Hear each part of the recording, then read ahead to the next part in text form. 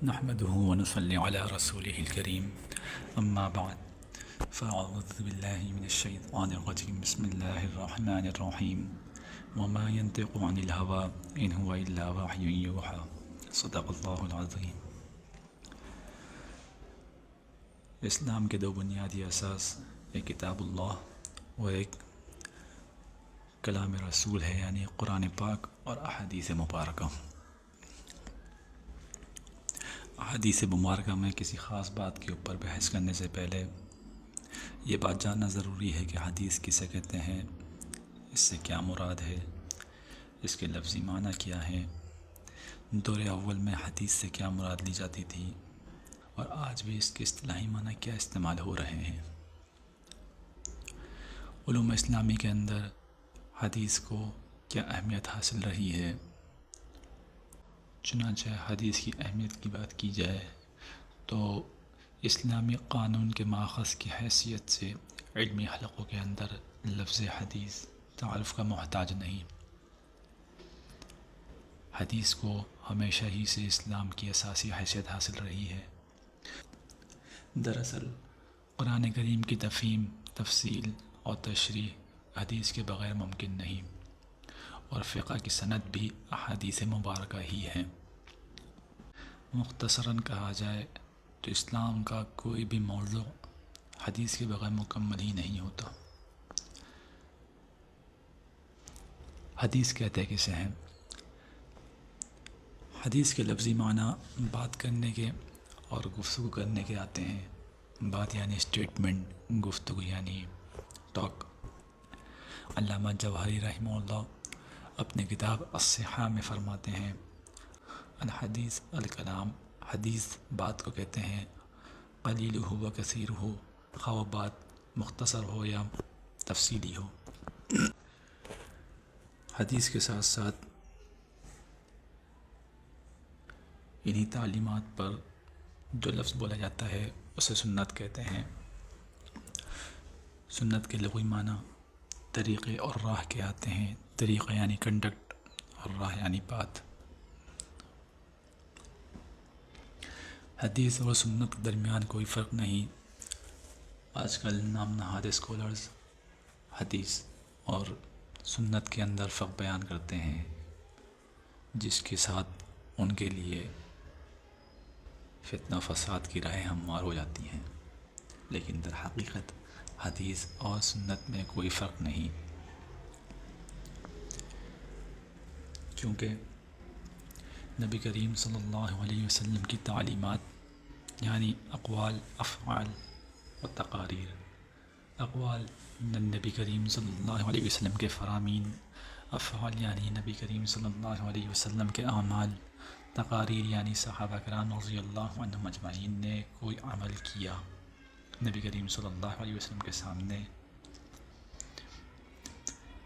یا کہیں اور، لیکن اس عمل کا تذکرہ نبی کریم صلی اللہ علیہ وسلم کے سامنے کر دیا گیا، اور نبی کریم صلی اللہ علیہ وسلم نے یہ سن کر یا دیکھنے کے باوجود اس عمل پر یقین نہیں فرمائی، تو اس کو تقریر کہا جاتا ہے۔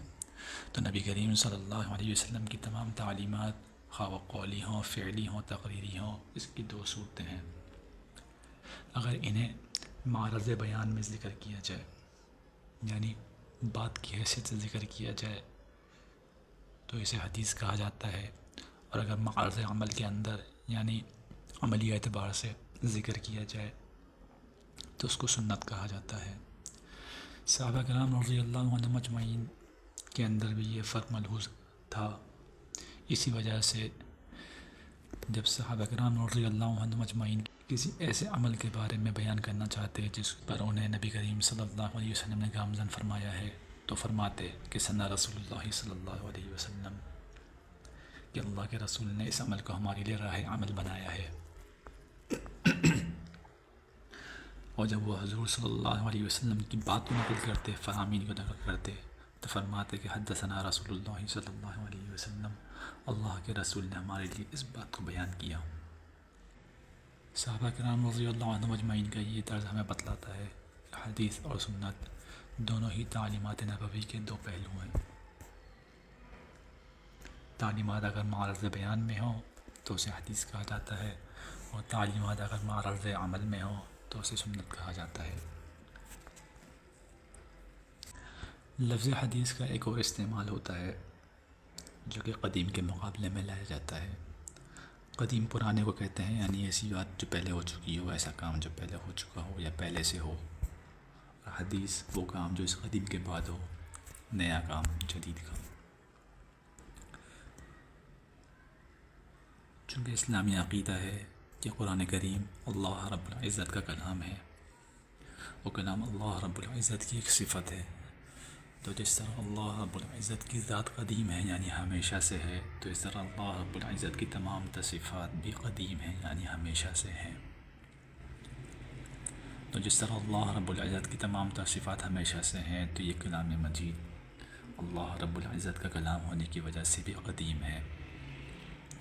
یہ مخلوق نہیں بلکہ اللہ کی صفت ہے۔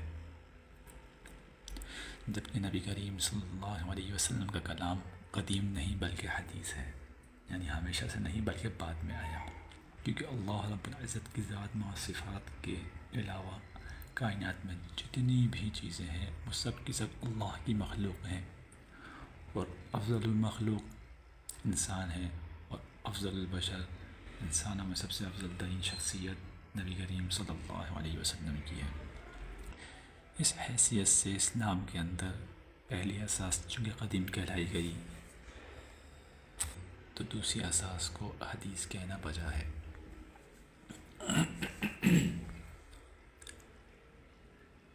خلاصہ کلام یہ ہوا کہ الحدیث لغتاً ضد القدیم،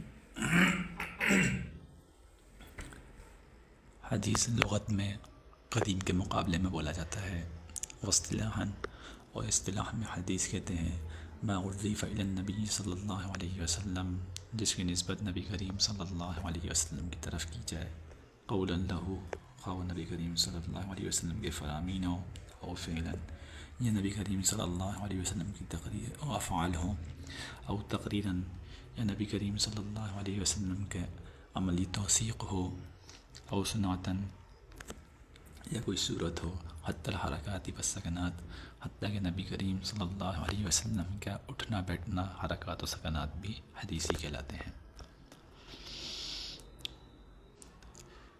میں نے ابتدا میں ایک آیت تلاوت کی تھی، وما ينطق عن الهوى ان هو الا وحی یوحی، کہ آپ جو بھی بات کرتے ہیں وہ اللہ کی طرف سے وحی ہوتی ہے۔